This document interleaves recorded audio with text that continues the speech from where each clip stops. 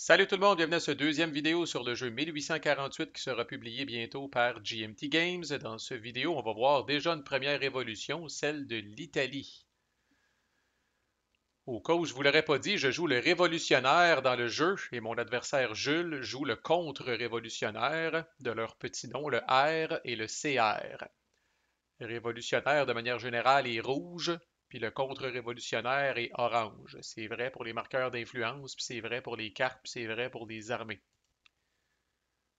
OK, d'abord, je le répète, ceux qui ont écouté vite l'intro, là, j'assume définitivement une maîtrise de Twilight Struggle et de 1989 dans ces vidéos-là. Je ne reviendrai pas sur les mécaniques qui sont communes à ces deux jeux-là, juste sur les différences. Fait que Twilight Struggle, quand même, un jeu assez connu. Puis j'ai une playlist qui explique les nouveautés de 1989 pour ceux qui s'intéressent et qui ne l'auraient pas déjà écouté. Dans 1848, on pige des cartes au début du tour jusqu'à temps qu'on en ait 9. Fait qu'on a quand même pas mal de choix. Et honnêtement, j'ai pigé une bonne main. J'ai 4 cartes de ma faction avec la bande rouge. J'ai 2 cartes neutres avec la bande verte. J'ai 2 cartes CR avec la bande orange. Puis ici, je sais bien qu'il y a une bande rouge, là, mais c'est une scoring card en fait. Fait que c'est plutôt neutre, là. Mais bon, j'ai pigé la scoring card de l'Italie. Et pour les nostalgiques de cette mécanique-là, dans 1848, là, la headline est de retour. On commence le tour, chaque joueur choisit une carte de sa main, la met face down, 1, 2, 3, go, on révèle les cartes, tada, puis là, chaque joueur va jouer l'événement de sa carte, en ordre de valeur de hops de la carte, puis en cas d'égalité, je me rappelle plus qui l'a fait en premier, là. Euh, mais bon, il y a un joueur qui est spécifié qui doit la faire en premier. Si jamais, par exemple, les deux ont joué une carte de 3 qui joue son événement en premier au cas où que ça fasse une différence.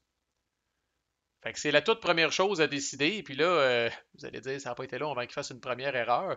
Mais je suis déjà déçu de ma performance euh, au niveau de ma headline, si boire. Parce que là, ce qui est arrivé, pour vous mettre dans le contexte, je check ça vite au début. Puis je dis, bon, au début de la game, il y a la France, puis il y a l'Italie dans le deck. C'est tout. Puis là, je check la France, puis je me dis, calé, c'est un bastion révolutionnaire. Ciboire, là, j'ai de l'influence dans 4 battlegrounds. Les battlegrounds, c'est classique, là, ils ont l'espèce de bande rouge en haut, puis ils ont leur nose souligné. Fait que j'ai de l'influence dans 4 battlegrounds qui se supportent mutuellement. Il y a de l'influence dans l'église à peine, puis autour, c'est des spaces quand même assez coûteuses de paysans, de bourgeois, puis de travailleurs. Fait que je me dis, la France a l'air d'être pro-révolutionnaire. Puis je sais pas trop pourquoi, là, mais quand j'ai regardé l'Italie au premier coup d'œil, peut-être les deux grosses églises m'ont fait peur, là, Chiesa et Rome, puis Naples, si je me suis dit, ah, câlisse, euh, il va dominer l'Italie bien plus vite que moi. Mais c'est vrai qu'en y regardant à deux fois, encore là, les intellectuels, les étudiants, Milan, les bourgeois de Venise, il y a quand même moyen de faire quelque chose au niveau du révolutionnaire. Fait que là, je suis en train de vous annoncer que dans ma hâte peut-être de m'en débarrasser, j'ai fait ce qui est toujours risqué, même dans Twilight Struggle. J'ai joué une scoring card comme headline. J'ai joué la scoring card de l'Italie en headline. Et je le regrette encore un petit peu à ce jour. J'avais quand même checké mes affaires. Je ne fais pas les choses à moitié, moi, quand je playtest. J'avais checké un petit peu les cartes. Puis je m'étais dit, il y a pas, il y avait peut-être une carte qui pouvait venir chienner ce plan-là. Et évidemment, Jules, avec cette carte-là, évidemment, en joueur expérimenté qu'il est, il l'a joué. Fait que, il y a toujours aussi de checker le setup de départ puis de dire, il y a bien du monde qui ont de l'influence en Italie, là, mais au final, je suis le seul qui contrôle une space. Je contrôle les étudiants de Pavia, c'est tout. Il n'y a pas tout à fait assez d'influence pour contrôler les églises, pour contrôler Naples. Puis tant qu'à faire, c'est la même hostie d'affaires du côté français.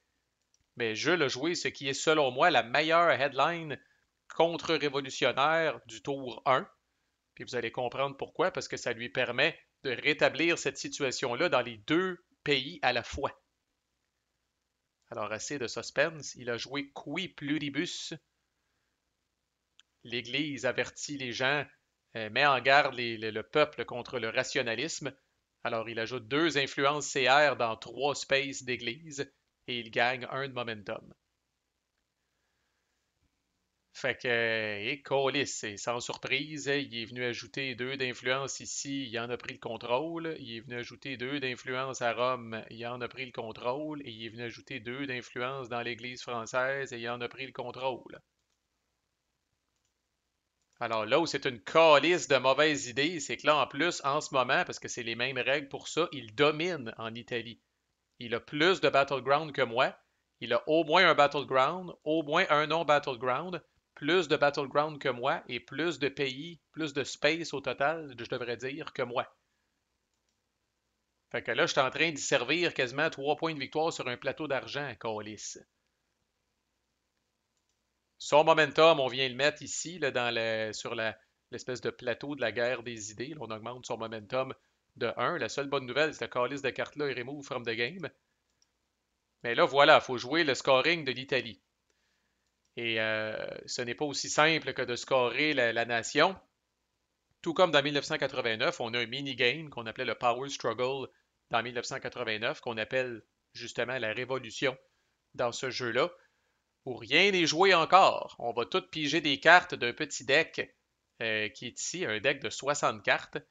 Puis là, on va jouer une espèce de mini-game. C'est extrêmement, extrêmement, extrêmement similaire à 1989. En fait, voici euh, un visuel là, que Jules m'a donné là, quand j'y ai posé la question, c'est quoi la distribution des cartes? Mais vous ne serez pas dépaysé si vous savez jouer à 1989. Vous avez 2 suits euh, qui s'appellent March et Milice, qui sont très nombreuses dans le deck. Il y en a 12 copies de chaque dans le deck. Jules me disait, je pense que les March varient de 2 à 5 comme valeur, puis la Milice varie de 3 à 6, je crois. Vous avez 6 pétitions qui sont systématiquement des 6. Mais par contre, qui vous pénalise, t'es gagné sur une pétition, c'est un peu poche, fait que ça pénalise le vainqueur sur son jet de victoire. Et vous avez des barricades qui viennent en 6 copies, qu'eux autres, à l'inverse, c'est très facile pour l'adversaire de reprendre l'initiative, mais si vous gagnez avec ça, vous faites un tabac en crise, vous avez plus 2 sur vos jets de victoire. Il y a des leaders qui sont des frimes, pareil comme dans 1989. Là, on a les intellectuels, les bourgeois, les aristocrates, les leaders d'église, les leaders étudiants puis les leaders travailleurs, qui ont toutes 3 de valeur. Et dans 1989, il y avait 4 events, il y en a maintenant 8. 8 events uniques qui vont venir influencer d'une quelconque façon la révolution. On aura l'occasion d'y revenir, on aura l'occasion d'en voir en Christ si ce playthrough-là se poursuit. Là. Mais bon, pour l'instant, je pige combien de cartes? On pige 4 cartes de base, plus 2 par space qu'on contrôle. Alors, moi, 4 plus 2, ça donne 6. Jules, 4 plus 2, ça donne 8. Alors, j'ai un petit désavantage numérique sur le nombre de cartes. Puis dans un jeu comme ça, avec des suits, là, 6 cartes contre 8, tout peut arriver. Là. Je peux piger 2 pétitions, il n'en pige pas une crise. C'est pas suffisant comme nombre de cartes pour s'assurer qu'on a de la variété. Là. Tout peut arriver, mais je pars avec un désavantage. Ce qui m'aide peut-être un petit peu, c'est que je commence. Alors, comme dans livre-là, les types de cartes, c'est vrai, je vous en avais mis une copie ici. Là. Fait que voici un exemple de march, de milice en plus gros, là, de pétition, de barricade, puis un exemple de leader. Ça, ce n'est pas ma main de carte. Là. En fait, Jules est un petit peu cowboy. En même temps qu'on jouait, il modifiait son module vassal. Puis m'amener, esti, notre game a failli être cassé. Parce que là, on continuait nous autres à jouer avec la même game, puis ça, Vassal aime vraiment pas ça. Là. Quand vous modifiez le module, puis vous continuez à avancer une game qui a parti avec une vieille version du module, et colis. Fait que résultat, j'ai essayé de rejouer nos logs du début, là, puis je suis pas capable de revoir ma main de carte initiale que j'avais. Fait que, mais j'ai rechecké les logs et j'ai reproduit pour vous le combat épique, la révolution en Italie. Là. Fait que je commence, j'ai le droit de jouer une carte. Et j'ai joué, j'avais un événement, j'ai été mardeux en hostie, là, je dois le dire.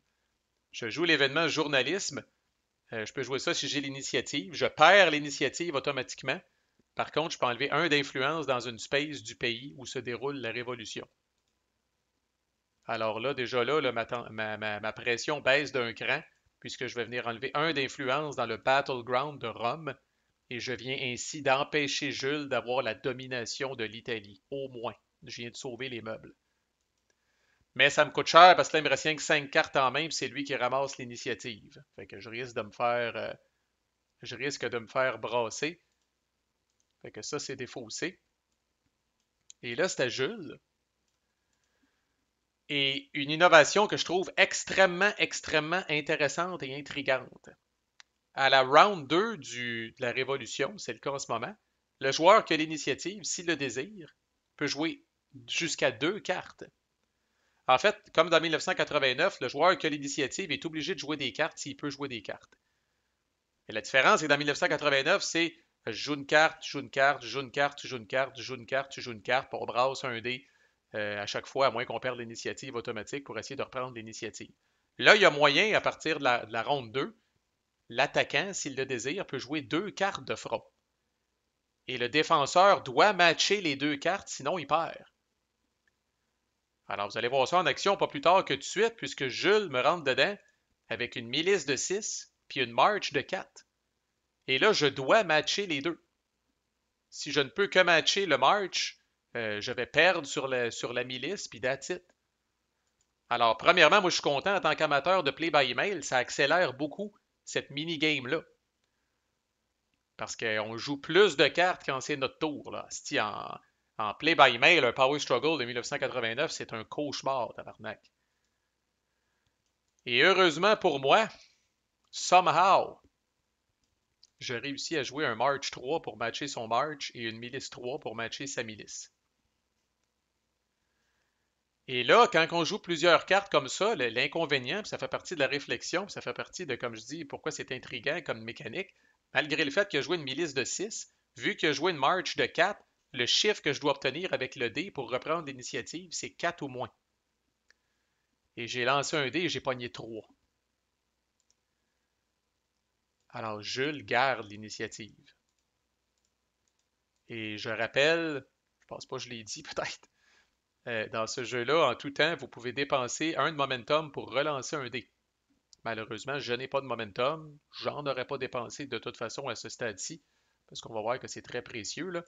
Mais c'est pour vous rappeler que, ou vous annoncer que dans ce jeu-là, un jet de dé peut être relancé une fois en dépensant 1 de momentum. Et là, c'est quoi le statut? Ben, il me reste 3 cartes, puis il reste 6 cartes à Jules. Et là, c'est la ronde 3 de la Révolution. Et là, l'attaquant a le droit de jouer 3 cartes s'il veut.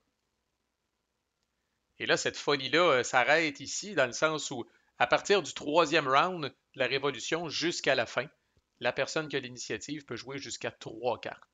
Okay, ça n'augmente pas à 4, 5, 6, le Chris, là, mais ça arrête à 3 cartes. Mais 3 cartes, c'est beaucoup. Et la preuve, voici. Jules me rentre dedans avec 3 marches. Calvaire. Et là, votre humble serviteur met un genou à terre si je ne peux pas matcher ça. Je ne me rappelle pas qu'est-ce que j'avais là. À ce stade-ci, je peux avoir des événements qui servent à rien. Je peux avoir des leaders qui servent à rien. Je peux avoir une pétition, une barricade, la milice. Je n'avais pas 3 marches sur mes 3 dernières cartes. Alors, je perds la révolution. Jules gagne la révolution. Bon, maintenant, qu'est-ce que ça crisse? La première chose que le vainqueur va faire, puis ça aussi c'est différent il y a des petites différences subtiles mais significatives par rapport à 1989. Dans 1989, vous brassez un dé pour ce qu'on appelle là, le support loss, puis vous lancez un dé pour les points de victoire, puis est-ce que vous réussissez à kicker le communiste en dehors du pays. Dans ce jeu-là, vous lancez 2 dés. Vous additionnez les 2 dés, puis vous checkez ce qui se passe sur cette table-là. Ces 2 dés-là vont être modifiés par -2 si ça s'est fini sur une pétition, par +2 si ça s'est fini par une barricade, ou ce ne sera pas modifié si ça s'est fini avec une autre carte. Puis n'oubliez pas que vos leaders peuvent se déguiser en pétition ou ils peuvent se déguiser en barricade pour aller mettre le dernier clou dans le cercueil des fois. Ce jet-là est aussi modifié dans le fond là. Fait que là, Jules a gagné le Power Struggle, la révolution, pardon. Alors Jules regarde, est-ce qu'il y a des types de space dans le pays qu'il contrôle plus que moi. Fait qu'il contrôle, la date, c'est pas compliqué, il contrôle une église, c'est quand même une église de plus que moi, fait que ça va lui donner +1 à son jet. Par contre, il y a -1 pour tous les types de space que moi je contrôle plus que lui. Fait que je contrôle une space étudiante de plus que lui, ça lui donne -1. +1, -1, ça s'annule. Il est vraiment pogné avec 2d6 par défaut sur cette table-là. Fait que si j'avais contrôlé les intellectuels en plus des étudiants, il y aurait eu -1. Si j'avais contrôlé Milan, il y aurait eu -2. Fait que c'est une façon aussi, là, de même si vous perdez le power struggle, que le fameux jet de victoire à la fin fasse pouette-pouette et soit pas significatif. Pour donner un exemple intense, là, si Jules avait contrôlé le 4 spaces de paysans, ça lui donne quand même juste +1 au final. Parce qu'il contrôle plus de space paysans que moi. La quantité qu'il contrôle, ça n'a pas d'importance. Est-ce qu'il contrôle plus de ce type de space-là que moi? Dans les faits, vous pouvez descendre cette liste-là pour être certain de rien oublier. Puis s'il y a un type de ces spaces-là qui est contrôlé, qu'un joueur contrôle plus que l'autre, ça va donner +1 ou -1, dépendamment si c'est le gagnant ou le perdant de la révolution. Jules ne peut pas chialer contre la lock, il a pogné 7. Ce jet-là peut être rebrassé aussi avec du momentum, mais étant donné que c'est 2 dés qui sont brassés, ça coûte 2 de momentum et vous devez relancer les 2 dés à la fois. Et le jeu a pogné 7, il y a juste 1 de momentum, fait qu'on oublie ça. Influence win, qu'est-ce que ça fait? C'est écrit 1. Jules a le droit d'aller crisser 1 d'influence dans n'importe quel space à l'extérieur du pays d'un type dont il contrôle en Italie.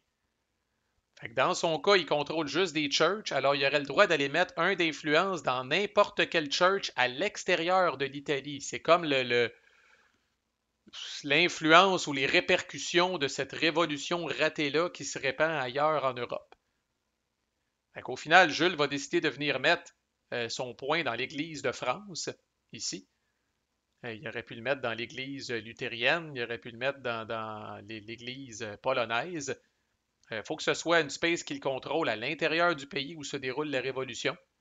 Et ça ne peut pas être une space qui est contrôlée par moi. On ne peut pas utiliser ça pour aller briser le contrôle d'une space. Fait que si j'avais contrôlé, par exemple, l'Église de Pologne, il n'aurait pas pu aller crisser son point là. L'influence là, ça, j'avais vraiment passé vite dans les règles en hostie là-dessus. Là, sinon, c'était encore plus ridicule de jouer la carte de l'Italie. J'ai été crissement chanceux, là, mais parce que c'est 0. Normalement, dans 1989, j'avais un mauvais pli. C'est le perdant du Power Struggle qui enlève cette influence-là d'où il veut. Dans 1848, c'est le gagnant du Power Struggle qui va venir enlever. C'est pour ça que le chiffre est plus petit, peut-être. Là. Pas peut-être, c'est à cause de ça. Fait que si Jules avait pogné 1, s'il veut, il aurait pu venir enlever cette style d'influence-là ici. Là. Alors que si ça avait été moi, évidemment, je l'aurais enlevé des intellectuels de Milan ou bien mal pris de Venise. Là. Mais Chris, j'aurais jamais enlevé celui-là. Là. Peut-être de Sicile même. Là.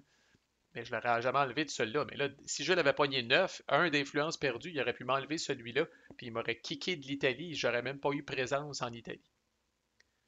Et là, heureusement, c'est 0. Et la colonne d'à côté, Jules gagne 1 de momentum et 1 point de victoire. Un autre momentum pour lui et 1 point de victoire. Et là, ceci étant fait, on score le pays. Et les deux, on a présence et ça s'annule. Ce n'est pas arrivé ici, puis on aura l'occasion d'y revenir.